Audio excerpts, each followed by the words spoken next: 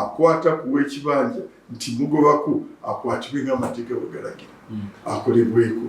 Kati mu context eyo mwolabira Gomba nti Gomba wabaddewo etteeka terinajja lino erya 237 9B terinaba kujja. Kyokka ono w'Egomba alinako ab'ebibanja 300. Agamba nti nze gavumenti bwengulirako nga nkivaamu. Kakati gavumenti ega nti oyo alabika atuwa omuwendo gwe tusobola katukigule bado tubawe ebyapa. Ako it's an intervention. Nesi ye intervention eno gye twagala eri mu article 237 article 9B.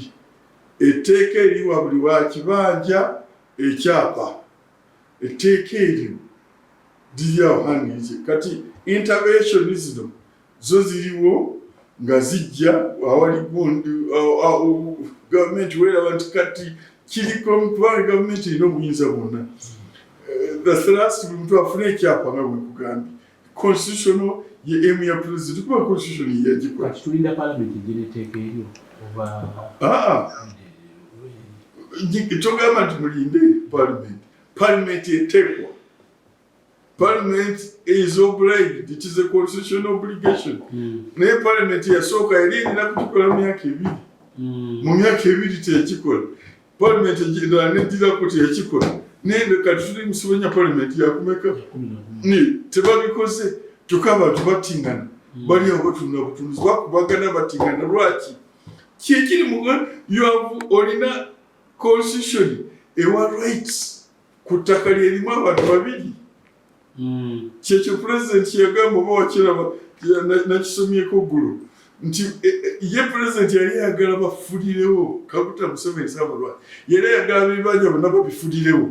Bantu babiri ani gwewa Ssemateeka ow'ekibanja Land Road anti labayo anti clarifying clear.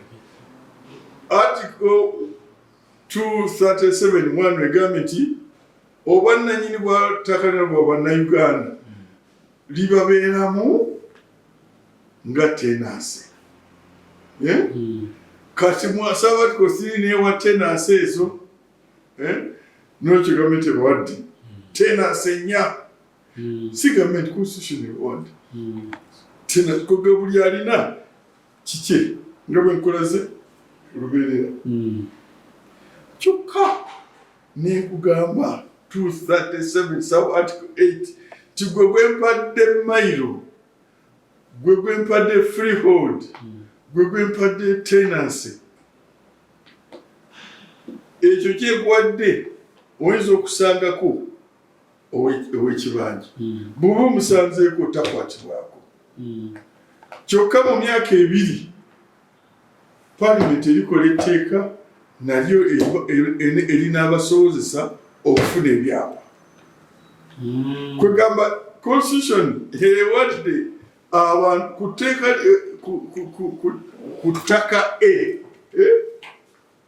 lino ly'ettaka lino ballpen gyenkute y'ettaka tuliyita ettaka lino liriko ow'ekyapa. Kyokka bw'akikwata mu ngalo bw'ajjako asangako ow'ekibanja.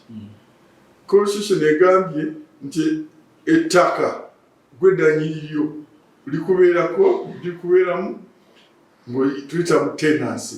Kati okirina era article 26 gama property yo government protecting your property. Kyokka bw'ojja mu article 237 saba article etegamba nti kuliko ow'ekibanja takwatibwako. Ekyo naye property protected.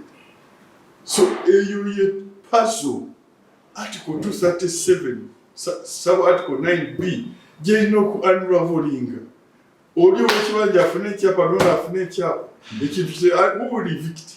Era bwenzijjawa John tinjagala gula ttaka lyo ng'ejjayo ekyapa ki nga nkuguzizza nga bugenda nkola transfer ate ani ali victi. Baali balowooza tibajja kubeerawo formula omuntu mwana agendanga mu land fund ne yeewola n'agula ettaka ow'ekibanja n'agula ettaka kuwa mayiro oba kuwa ekyapa n'afunamu sente n'agula n'akomyawo n'abalala ne beewola kuti tekyakola land fund tebagawo tenabakuba walina okubaawo akawunti egulibwawo mu Bank of Uganda eyo teyetandika okutambula netegulwawo eyo tebagawo bino byolaba bino ebigulwawo it's a purchase, government intervention.